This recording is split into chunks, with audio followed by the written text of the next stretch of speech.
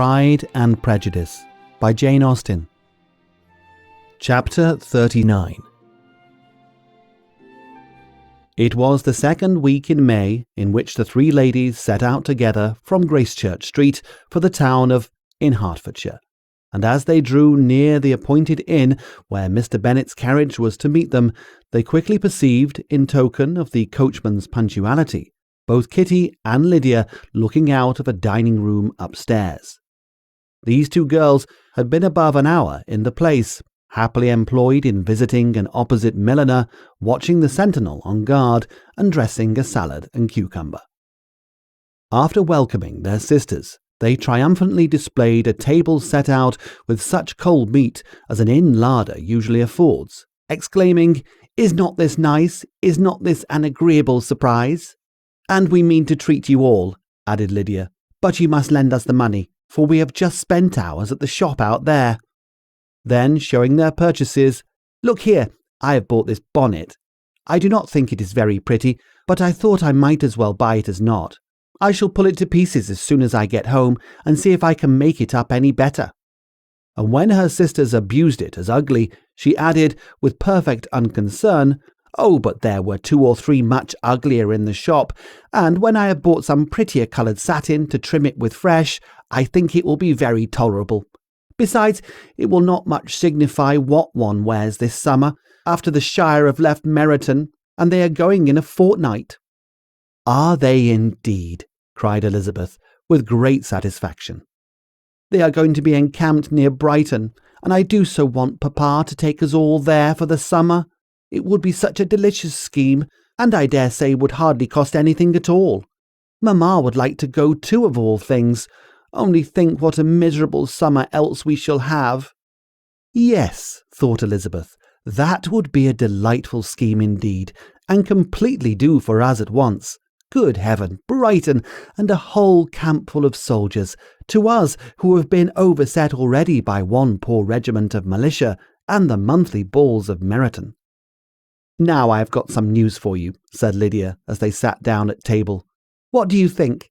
It is excellent news, capital news, and about a certain person we all like." Jane and Elizabeth looked at each other, and the waiter was told he need not stay. Lydia laughed and said, "Aye, that is just like your formality and discretion. You thought the waiter must not hear, as if he cared. I dare say he often hears worse things than I am going to say. But he is an ugly fellow. I am glad he is gone. I never saw such a long chin in my life. Well, now for my news. It is about dear Wickham. Too good for the waiter, is it not?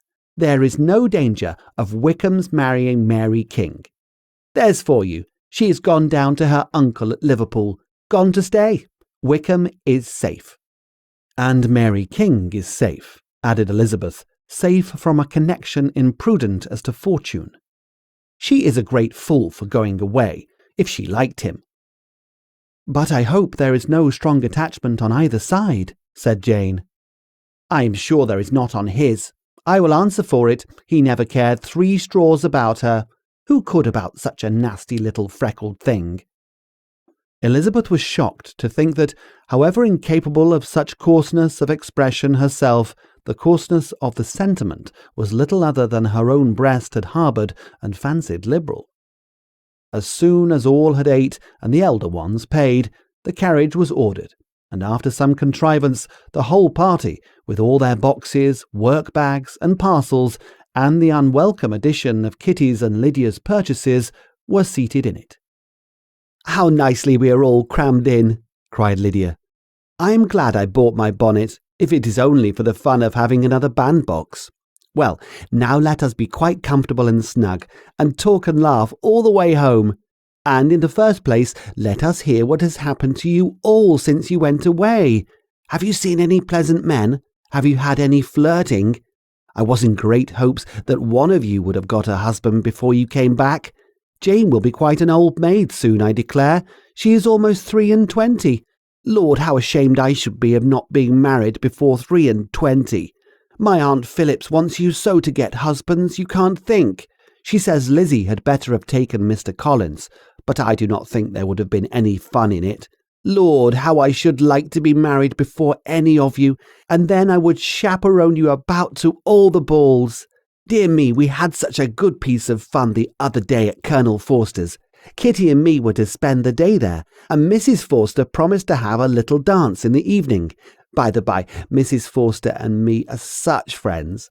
And so she asked the two Harringtons to come, but Harriet was ill, and so Pen was forced to come by herself. And then, what do you think we did? We dressed up Chamberlain in women's clothes on purpose to pass for a lady. Only think what fun! Not a soul knew of it, but Colonel and Mrs. Forster, and Kitty and me, except my aunt, for we were forced to borrow one of her gowns, and you cannot imagine how well he looked. When Denny and Wickham and Pratt and 2 or 3 more of the men came in, they did not know him in the least. Lord, how I laughed, and so did Mrs. Forster. I thought I should have died, and that made the men suspect something, and then they soon found out what was the matter. With such kinds of histories and their parties and good jokes did Lydia, assisted by Kitty's hints and additions, endeavour to amuse her companions all the way to Longbourn. Elizabeth listened as little as she could, but there was no escaping the frequent mention of Wickham's name.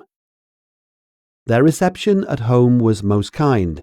Mrs. Bennet rejoiced to see Jane in undiminished beauty, and more than once during dinner did Mr. Bennet say voluntarily to Elizabeth, "I am glad you are come back, Lizzie." Their party in the dining-room was large, for almost all the Lucases came to meet Maria and hear the news, and various were the subjects that occupied them. Lady Lucas was inquiring of Maria after the welfare and poultry of her eldest daughter.